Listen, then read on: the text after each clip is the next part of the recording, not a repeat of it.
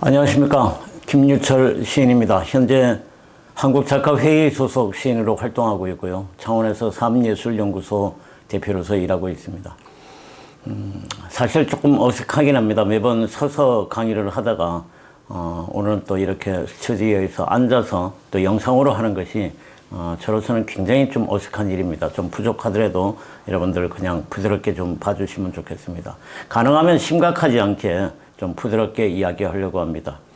오늘 적극적 평화 아카데미 일환으로서 제가 말하려고 하는 것은 제가 만난 풍력의 산하 그리고 문화유산에 대해서 제가 본 것 그리고 만난 것을 좀 얘기하려고 합니다.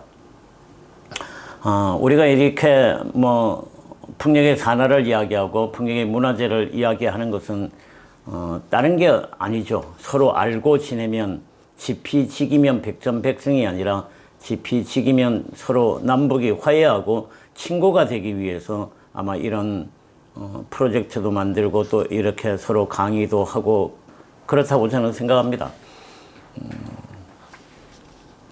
지금 현재 북어의 행정구역은 그림에 보다시피 1945년 해방 당시하고는 좀 다르죠.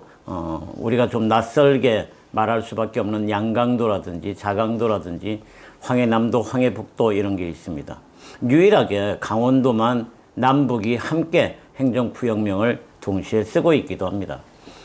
제가 그동안 여러 가지 일과 관계돼서 또 제가 천주교 민족화해위원회 일도 하고 있고 또 다른 일도 하기 때문에 합법적으로 지난 아마 7년, 2008년 그쯤 해가지고 금강산 관광도 갔다 오고 또 평양 방문도 하고 그런 경험이 있습니다. 그걸 토대로 좀 이야기를 하려고 합니다.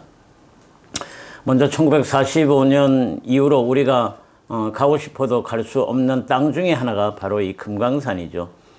비로봉이 가장 높고 1638m로 우리나라에서 빼어난 산이고 우리 학교에서 배운 대로 봄에는 복례산 또 여름에는 봄에는 금강산 여름에는 복례산 가을에는 풍악산 겨울에는 계골산. 근데 제가 갔다 온 것이 2006년 12월 23일 크리스마스 이틀을 앞두고였어요.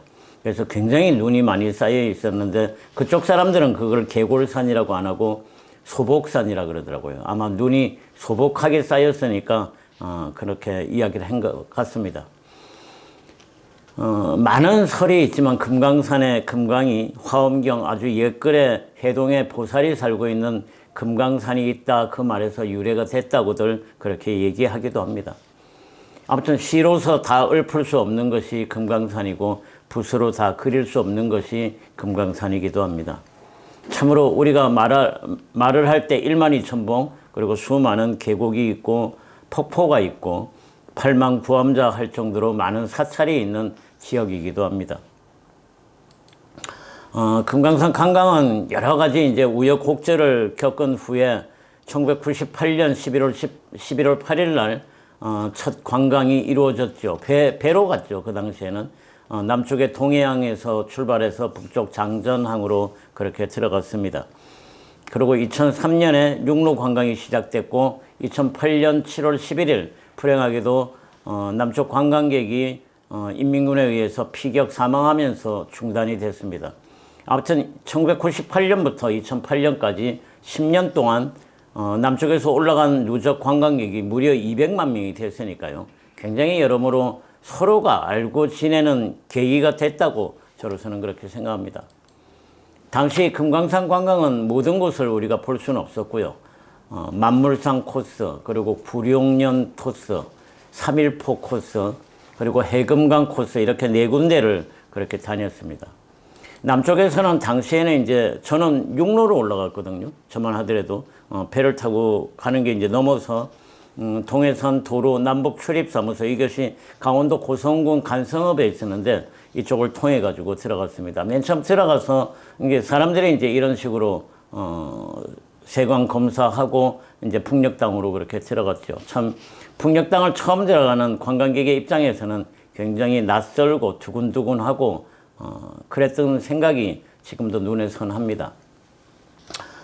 제일 먼저 만났던 게 그 동해 쪽으로 첫 번째 봉우리라고 하는 수정봉 773m 수정봉에서 고성항을, 북쪽에서는 이 장전항을 고성항이라고 하는데 우리 남쪽에도 고성항이 있기 때문에 사실은 우리로서는 똑같이 고성항으로 부를 수가 없어서 장전항으로 그렇게 부릅니다. 아무튼 여기에 이제 숙박시설을 시작을 했고요. 그러는데 그 길에서 만난 강원도 표지판을 단 그 차를 만났어요. 근데 이 강원도 표지판은 알다시피 남쪽 강원도가 아니고 북쪽 강원도를 얘기하는 거예요. 반가우면서도 좀 낯설기도 했습니다. 그 강원도라고 하는 그 표지판이. 이게 이제 외서락으로 들어가는 입구인데 목랑관이라고 하는 이제 식당 겸 매점 같은 거 있는데 이 길로 이제 따라가지고 그렇게 들어가게 되었습니다.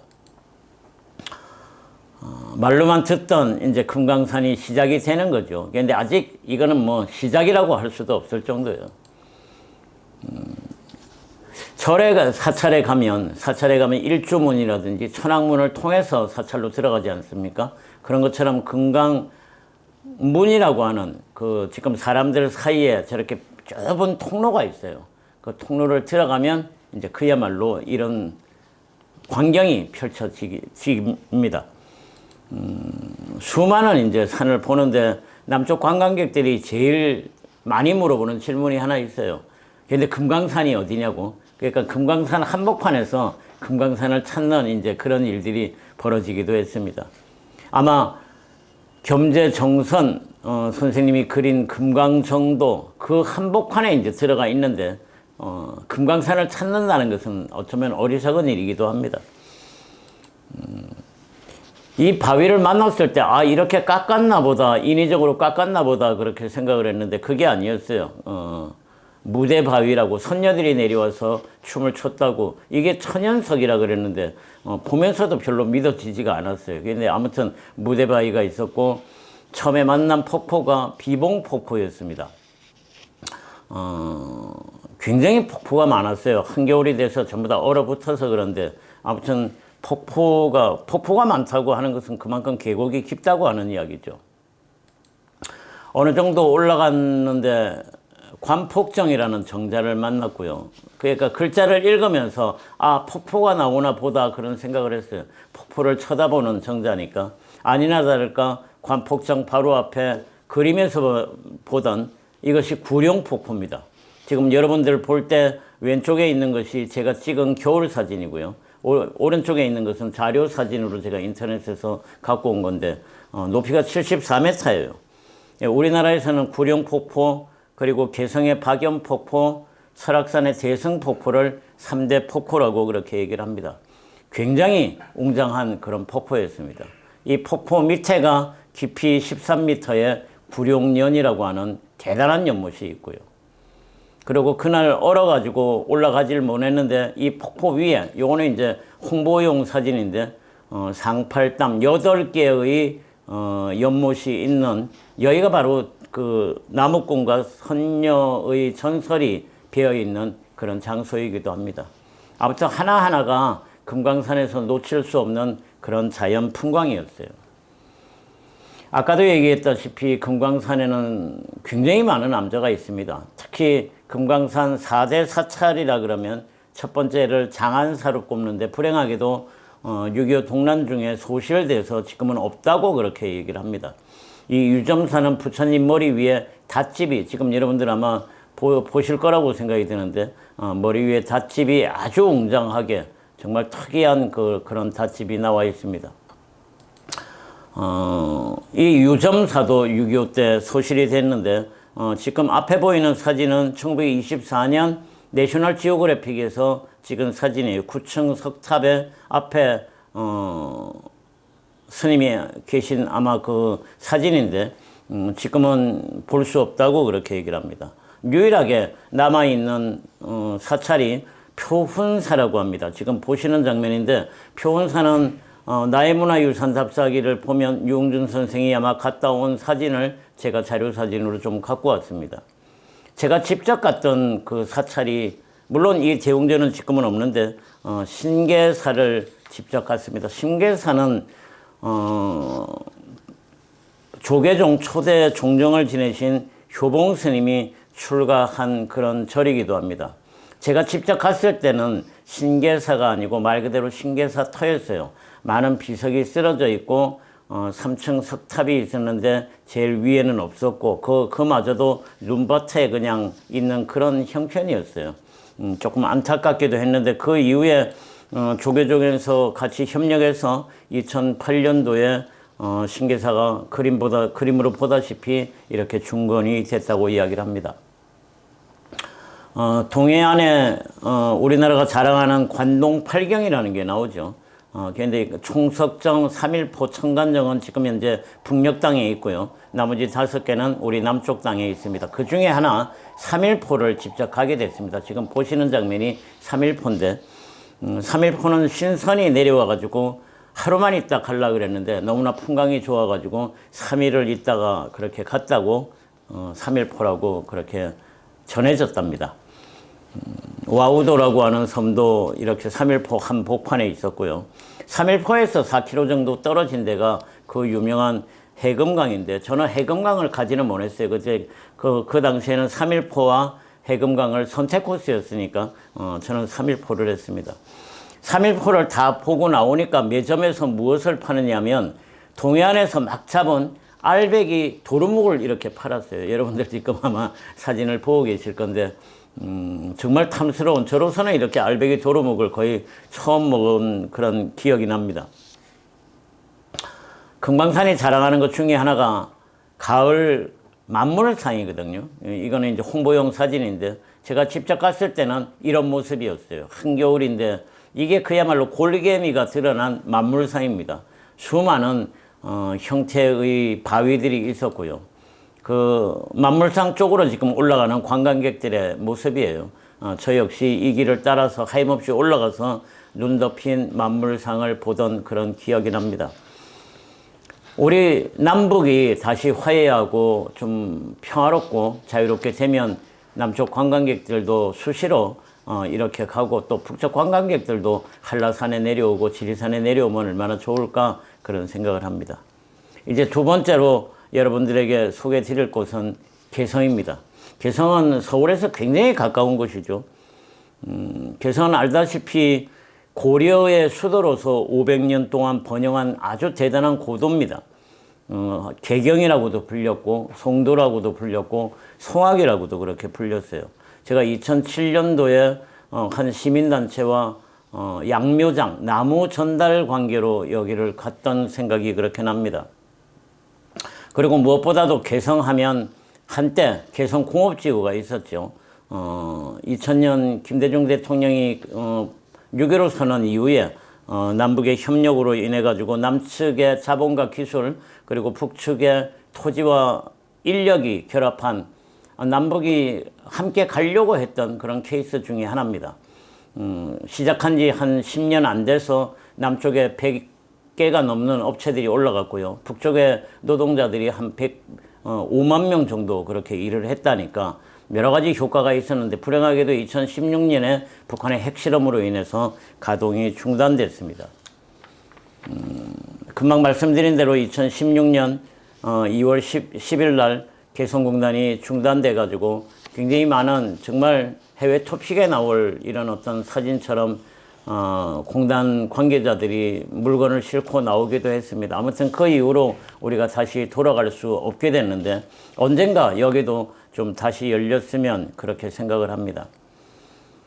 이게 도라산 전망대에서 바라본 개성공단입니다. 물론 이거는 제가 찍은 사진이 아니고 자료 사진이고요. 요거는 이제 제가 직접 갔을 때 그러니까 남쪽에서 가면 남쪽 이렇게 차를 갖고 올라갔어요. 번호판은 가리고 운수수단 등록증을 이제 붙이고 그렇게 들어갔죠. 그리고 들어갔을 때 이 건물이 뭐 지금은 남아있을지 어떨지 모르겠는데 개성공업지구 관리위원회가 있어서 2층이 남쪽이 쓰고 3층이 북쪽이 썼던 그런 기억을 제가 갖고 있습니다. 많은 제가 방문했을 당시에 남쪽 기업들이 많이 들어가 있던 상태였고 다 완공이 되지 않은 그런 상태였어요. 그리고 북측 근로자들이 일하고 있는 장면도 실제로 보았고요. 개성공단과 달리 2007년 12월 5일 날 개성관광이 시작되었습니다.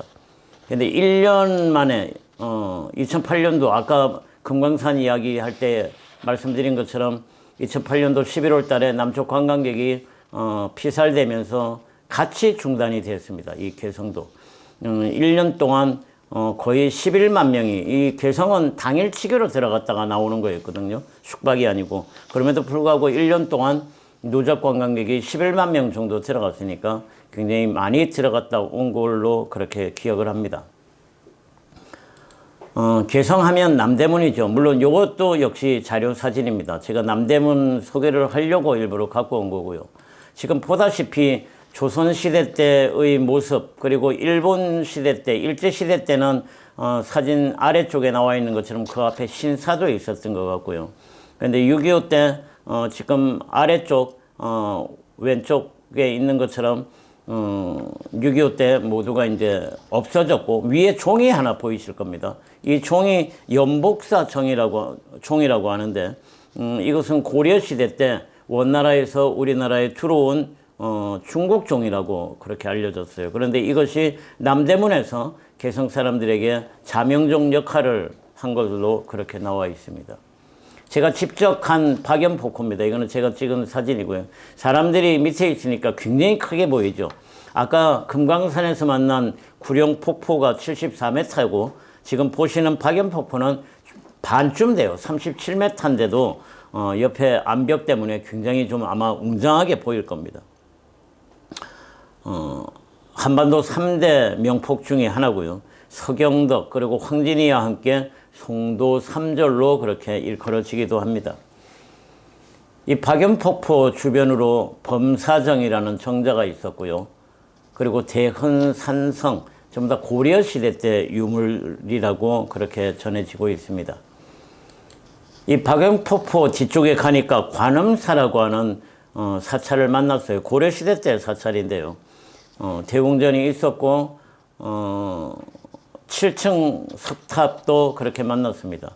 무엇보다도 이 관음사에서는 관음보살 좌상이라고 하는 이것이 문화재로서 한 기는 여기 있고 원래는 두 개인데 한 개는 여기 있고 하나는 또 지금 평양에 있다고 그렇게 얘기를 합니다.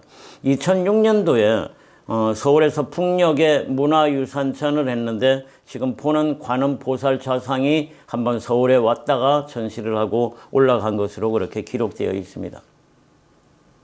역시 우리 사찰은 뭐 남쪽이나 북쪽이나 또 고려시대나 뭐 신라시대나 할 것 없이 모두 이런 꽃문사를 갖고 있죠. 지금 보는 것도 관음사의 꽃문살인데 용꽃도 있고 모란꽃도 있고 굉장히 화려하게 그렇게 되어 있습니다. 지금 이곳은 개성 한옥마을의 민속여관이에요. 개성은 알다시피 인삼으로 인해 가지고 굉장히 부자들이 많았을 거고요. 전주의 한옥마을 이상으로 민속여관이 있었는데 새로 지은 건 아니고 아무튼 잘 보존이 돼 있었어요. 그 다음에 우리가 간 곳이 숭량서원입니다. 이 숭량서원은 좀 낯설 수가 있는데 포원 정몽주 선생님이 살던 집을 교육기관으로 이렇게 만든 겁니다. 개성에 가면 이제 조금 이따 선주교 이야기를 할 건데요. 정몽주 선생님 이야기를 많이 하기 때문에 개성이 고향으로 많이 알고 있는데 개성이 고향이 아니고 영천이 고향입니다. 경상북도 영천에 가면 임고서원이 있는데 거기가 정몽주 선생님의 고향이니까 여기는 고향은 아니에요. 그냥 살던 집이에요. 여기가 그 유명한 선주교입니다. 생각보다 그렇게 크진 않았어요. 북한 국보로 그렇게 지정이 돼 있었고요.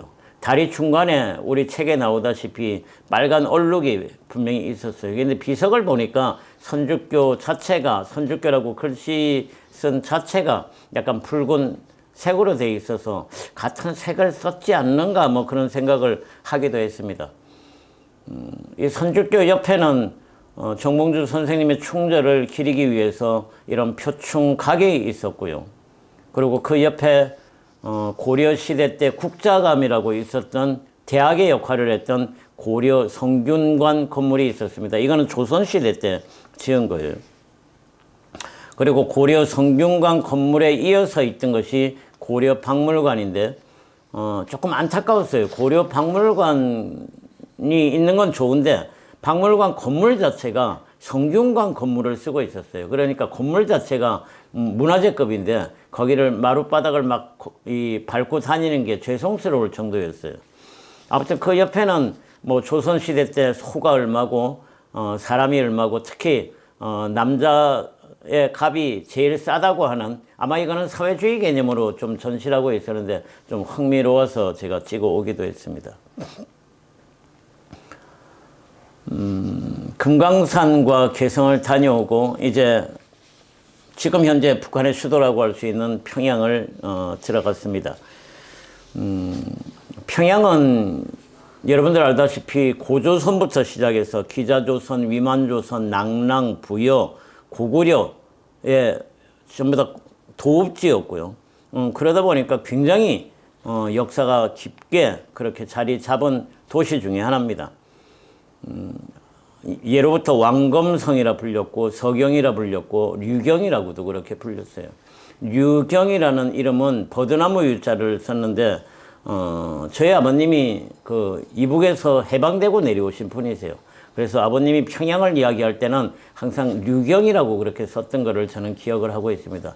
왜 류경인지를 조금 이따가 사진을 보여드리겠어요. 제가 천주교 관련해서 북한 어린이들에게 콩우유 공장, 그러니까 두유를 공급하기 위한 공장 때문에 2007년도에 민족화해위원회 일원으로서 방문했던 그런 기억이 있습니다. 바로 그 직항으로 갈 수가 없죠, 아직도.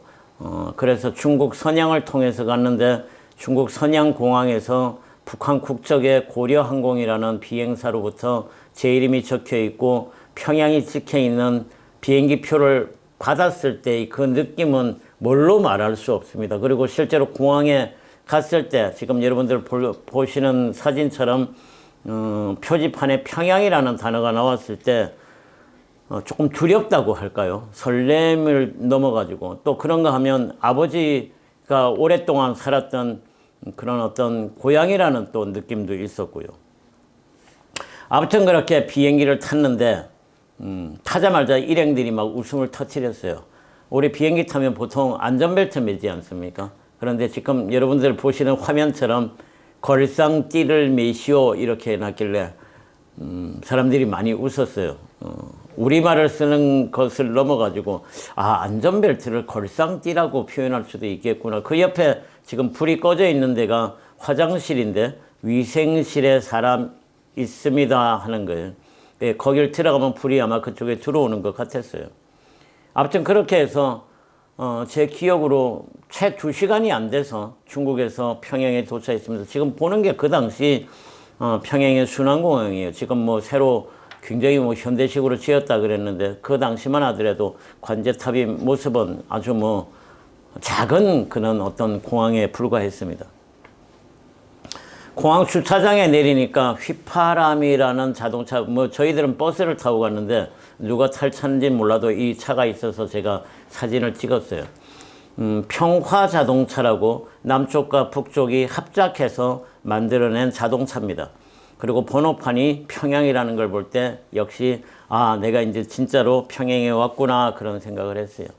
휘바람이라고 하는 이야기는 북한에서는 연인들을 상징하는 은어라고 그렇게 이야기를 합니다.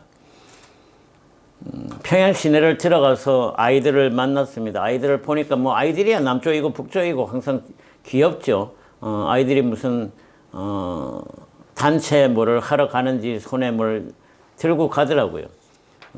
근데 저는 아이들의 이 모습을 보면서 아이들이 신고 있는 신발에 주목을 했어요.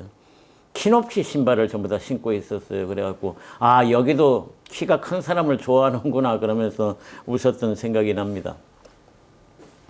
저희 일행이 들어갔던 것이 우리로 치면 뭐 여의도라 그래야 되나요? 대동강 한복판에 있는 양각도라는 호텔에 들어갔습니다. 그리고 호텔에서 대동강을 찍은 거예요. 우리 한강은 강남과 강북을 나누는 데 비해서 대동강은 동과 서를 나눈다 그래요. 그래서 지금 사진에 보시다시피 왼쪽에 있는 것이 동평양이고 오른쪽에 있는 것이 서평양이라고 그렇게 얘기를 했습니다. 저희 아버님 집은 참고로 동평양 쪽에 있을 거라고만 짐작하고 있습니다. 아무튼 호텔에서 대동강 쪽으로 내려가니까 이것이 바로 저희 아버님이 얘기했던 류경의 증거였어요. 그 류경이라는 류자는 버들 류자입니다. 버드나무가 대동강 옆을 쫙 있었어요. 아, 그래서 류경이라고 불렀구나 그런 생각도 했습니다.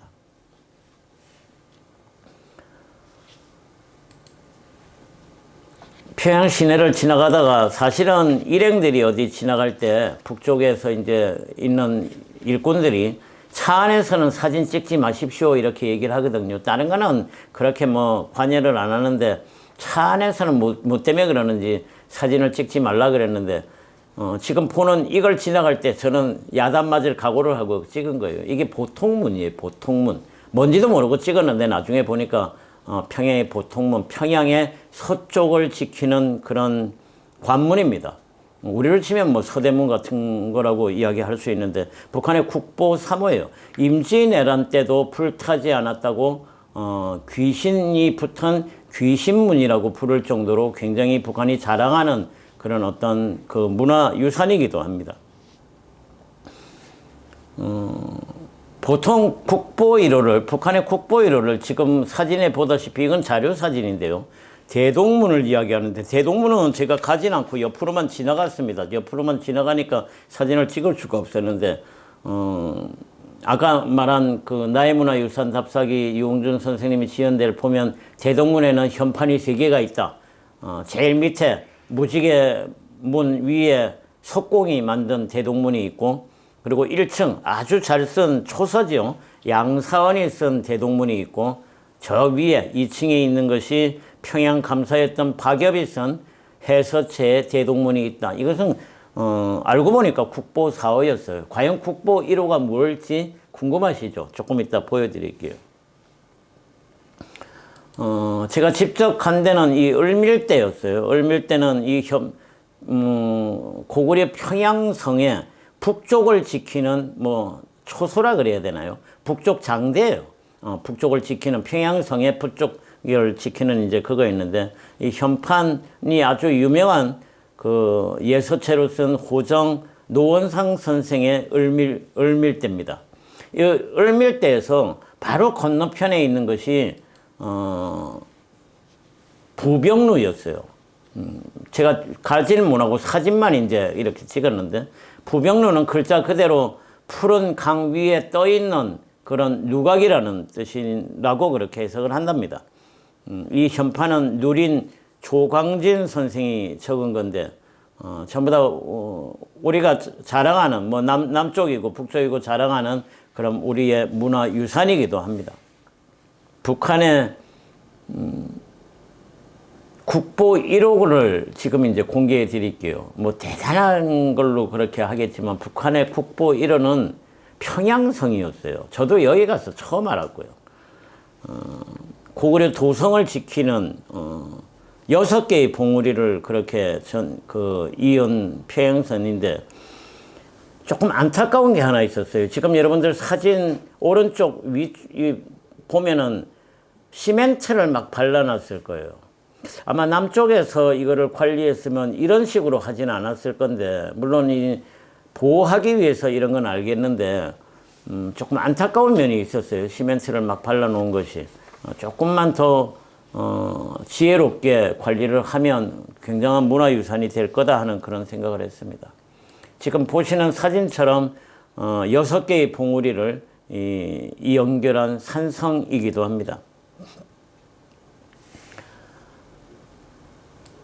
여기를 갈 때가 가슴이 좀 뛰었어요. 아버지가 항상 말씀하시던 옥류관입니다. 옥류관.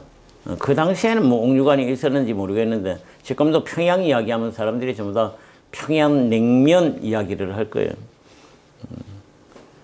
여기 가서 이제 냉면을 먹으면서 아버지가 왜 그토록 평양냉면을 이야기했는지 지금 보시는 것이 평양냉면이에요. 뭐 사람마다 호불호가 다르죠. 맛있다고 하는 사람도 있고 뭐 좀 심심하다고 얘기하는 사람도 있고 우리 쪽 같은 좀 짭짤한 이런 흔히 말하는 양념이 많이 들어가지는 않았어요. 아무튼 저로서는 굉장히 시원하고 맛있었습니다. 이 물냉면만 있는 것이 아니라 지금 보는 거는 쟁반 냉면이고요. 물론 비빔냉면은 없습니다. 평양의 함흥냉면, 원상냉면 이런 건 없습니다. 그 옆에 있는 것이 녹두지짐이고요. 메뉴는 단출했어요. 요거 말고도 뭐 한두 가지가 더 있는 것 같았는데 제가 직접 먹은 거는 요 세 가지였어요. 요번에 보시는 장면은 동명왕릉입니다. 북한 국보 36호라고 하는 고구려를 건국한 시조 동명왕의 무덤이죠. 우리는 보통 고주몽이라고 주몽이라고 하는 드라마가 뭐 좀 방영되기도 했을 겁니다. 2004년도에 유네스코가 지정한 세계 문화유산으로 선정되었습니다. 새로 만든 거예요.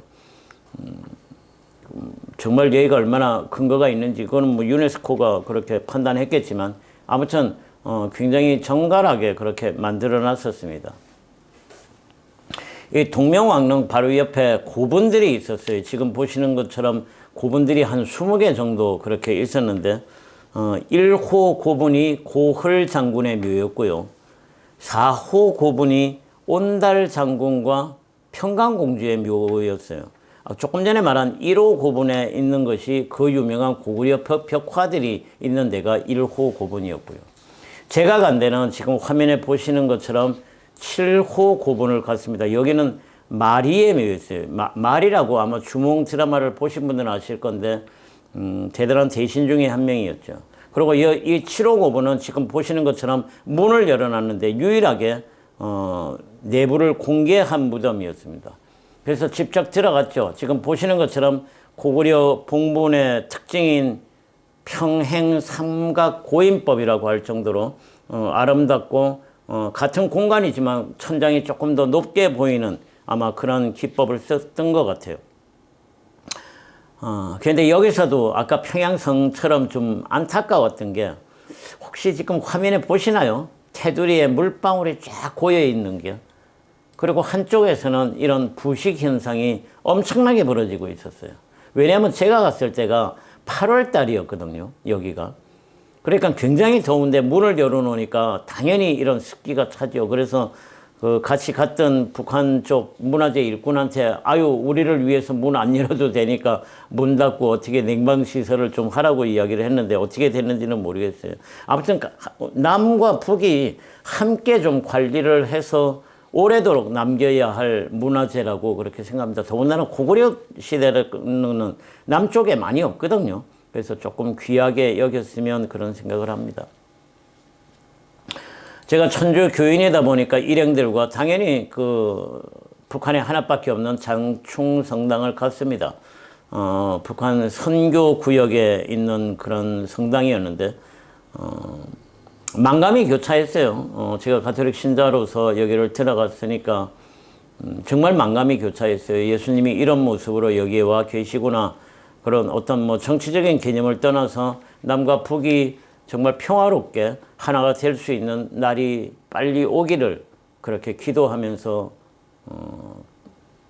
들어갔던 그렇게 기억이 납니다. 이 장춘성당 뒤에 있는 사제관이 있었고 이게 성당 뒷면이에요. 그리고 지금 사람들이 들어가는 데가 아까 말씀드린 대로 콩우유 공장이 있는 데입니다. 아이들을 위해서. 그리고 그 안에 들어가서 우리가 모니터링을 했고요. 콩과 뭐 기름과 그런 것이 이제 작동되는 걸 보고 아마 그 주위에 자기들 말로는 그 주위에 있는 양로 아이들 뭐 어린이집 뭐 이런 데 이제 공급한다고 지금 보시는 데가 전부 다 그런 창고였어요. 일일이 들어가서 본 그런 기억을 하고 있습니다.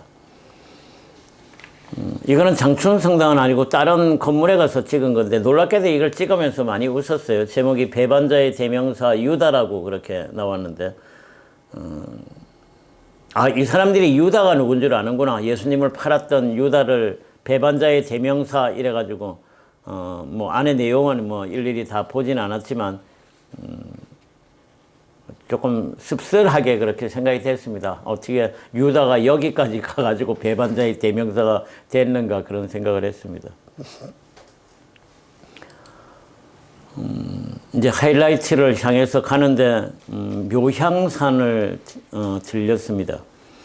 한반도 4대 명산이라고 하면은 북쪽에 묘향산, 동쪽에 금강산, 남쪽에 지리산, 서쪽에 구월산이라고 그렇게 이야기들을 합니다.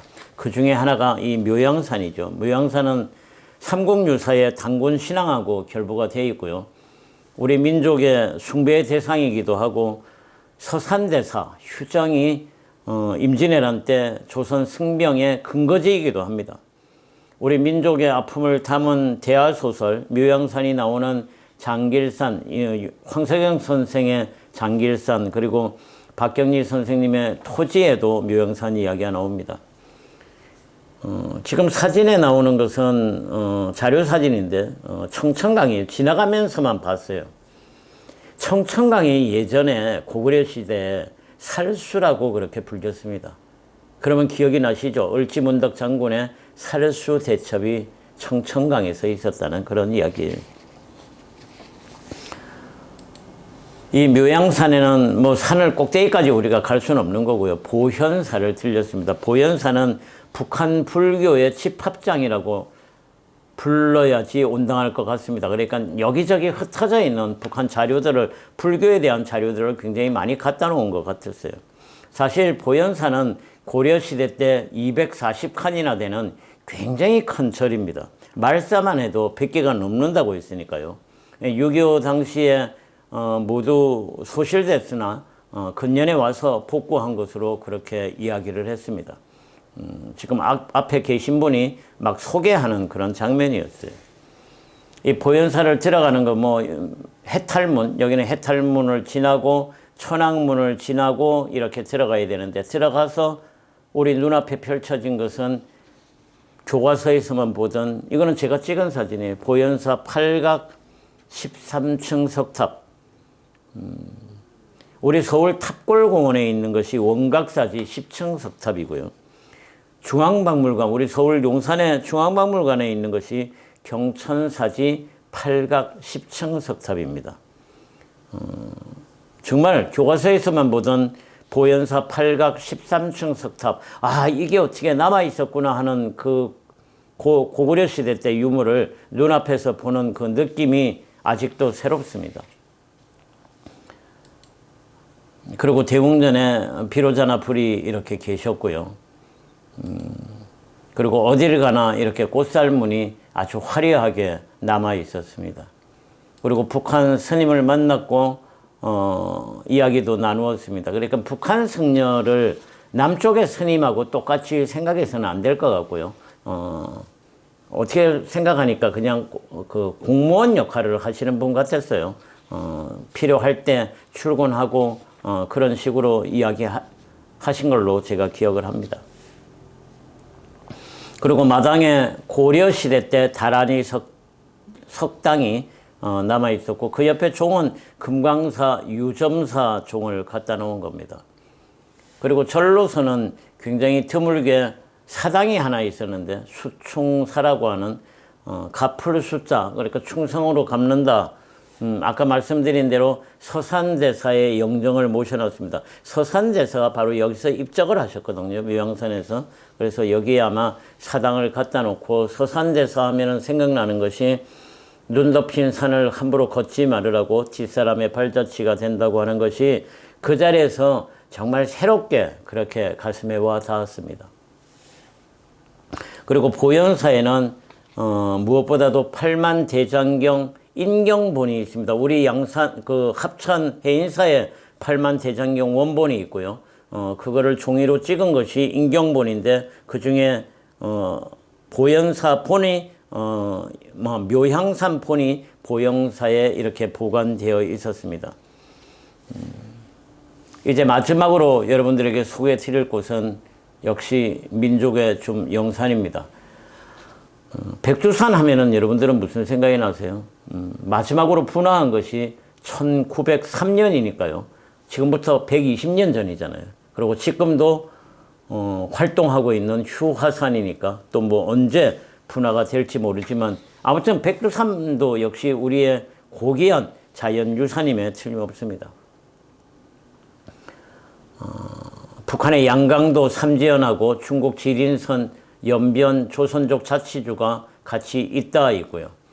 백두산은 말 그대로 머리가 희다고 해서 8개월이 눈이 덮여 있어서 백두산임과 동시에 화산에 부석이 있어서 하얀 머리를 항상 하고 있었어요. 그런데 이거를 제가 백두산을 직접 보기 전까지는 믿지 않았어요. 그런데 조금 있다가 사진을 보시면 아 정말 8월 달인데도 왜 하얗는지를 여러분들도 아시게 될 겁니다. 아무튼 백두산부터 지리산까지가 우리 한반도의 척추라고 할 수 있는 백두대간이죠. 그리고 백두산이 그 시작점이고요. 우리 한민족한테는 정말 성스러운 산입니다. 만주족도 여기를 성스럽게 그렇게 지냅니다. 해발 2257m 아주 산 꼭대기에 있는 이 천지라고 하는 연못, 최대 깊이가 무려 384m나 된다 그러니까요. 중국 대륙이 얼마나 큽니까? 그렇지만 중국 대륙에도 이런 천지는 없습니다. 그래서 한국과 중국에서 가장 깊은 호수, 그것이 바로 백두산에 있는 천지라고 말씀드릴 수 있습니다.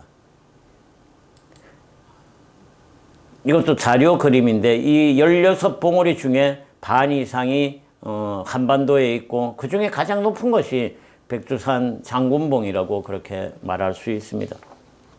제가 여기를 2008년도 8월 6일 날, 그날을 잊어버리지 않는 것이 말복이에요. 말복. 굉장히 더운 날인데 잠바를 준비해 가십시오라고 이야기를 하더라고요. 날씨가 서늘할 수 있다고. 아침에 지금 시계가 보이죠? 7시 10분에 평양 순안공항으로 국내선을 타러, 고려항공을 타러 갔더니 표지판에 8시 반에 출발하는 삼지연으로 가는 국내선 하나, 오후 6시 20분에 출발하는 베이징 가는 국제선 하나가 있는 순안공항이었어요. 아무튼 거기서 공항에서 일하시는 분하고 기념사진도 하나 찍었고요. 그리고 아주 단출한 자리표를 받아가지고 8월 8일이네요. 2008년 8월 8일 말복이었어요. 이걸 타고 드디어 이제 백두산을 향해서 갔습니다. 그렇게 내린 삼지연 공항입니다. 시골 대합실만 하죠. 조그만 그런 공항이었어요. 그런데 여기가 무려 해발 1420m예요. 굉장히 높죠. 1420m. 웬만한 산 꼭대기예요. 이미 공항이. 지금 나무들이 보이는데 이제 곧 수목 한계선을 지나게 됩니다. 그리고 공항에 내려서 멀리 쳐다봤죠. 누군가가 저것이 백두산이라고. 여러분들 지금 혹시 화면을 보시나요? 머리가 하얗게 보이는 그 산이 백두산입니다.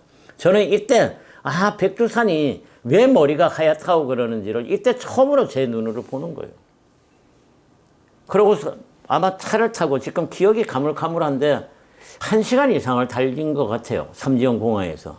지금 화면을 혹시 보시나요? 제가 그 버스를 염체불구하고 맨 앞자리에 앉았어요. 사진 때문에 맨 앞자리에 앉아가지고 찍은 건데 나무가 하나도 없죠. 나무가 왜 없겠어요? 수목 한계선을 이미 지난 다음에 2000m가 이미 넘어간 다음에 그러니까 나무가 하나도 없어요.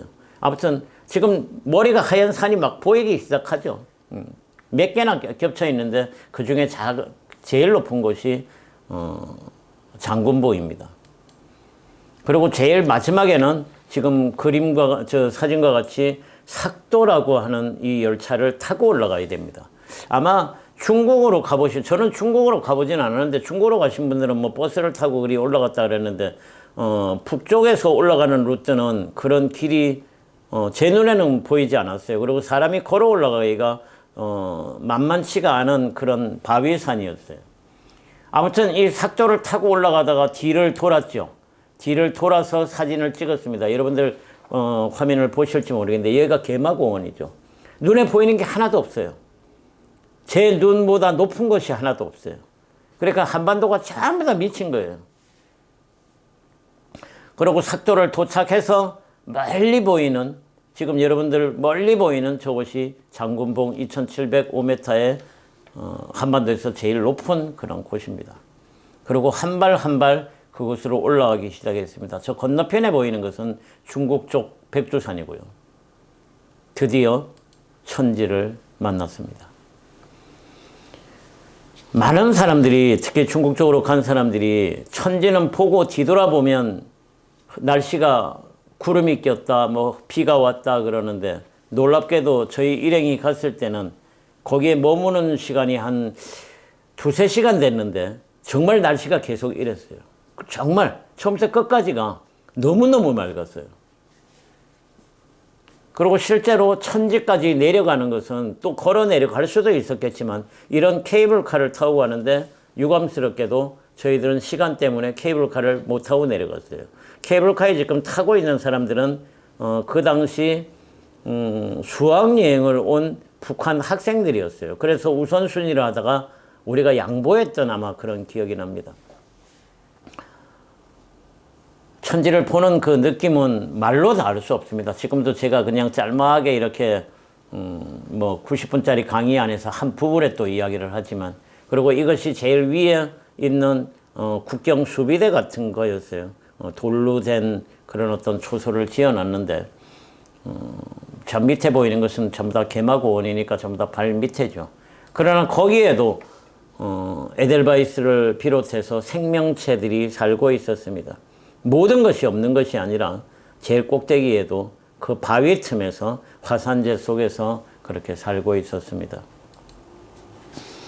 다시 한번 천지를 바라보고 삼배를 올렸습니다. 그리고 거기서 기도를 올렸고요. 이 민족에게 평화를 다시 허락해 달라고, 남과 북이 어떠한 일이 있어도 싸움이 없이 다시 평화의 의미로서 우리가 살아가야 될 거라고, 자연유산을 아끼고 문화유산을 아끼고 결국 그것은 사람이 해나가는 일이라고 저는 생각을 합니다. 마지막 장면, 오늘의 마지막 장면은 바로 이 장군봉이었어요. 이 장군봉을 올라가지 않았습니다. 우리 일행 모두 올라가지 않았습니다. 언젠가는 누가 올라가겠지만 지금 우리가 올라가지 말자. 후세에 더 좋은 날이 오면 이곳에 올라갈 사람들이 있을 거라고 그렇게 생각했습니다. 역사의 두 물이 지금 흐르고 있지만 그것이 하나로 만나야 합니다. 오늘 짧은 시간 안에 금강산, 개성, 평양, 묘향산, 그리고 백두산까지 숨가쁘게 갔는데 여러분들은 마음이 어땠을지 모르겠지만 정말 이것이 적극적 평화로 가는 한 계기가 됐으면 그런 마음을 합니다. 여러분들도 같은 마음으로 그렇게 해주시기 바라겠습니다. 고맙습니다.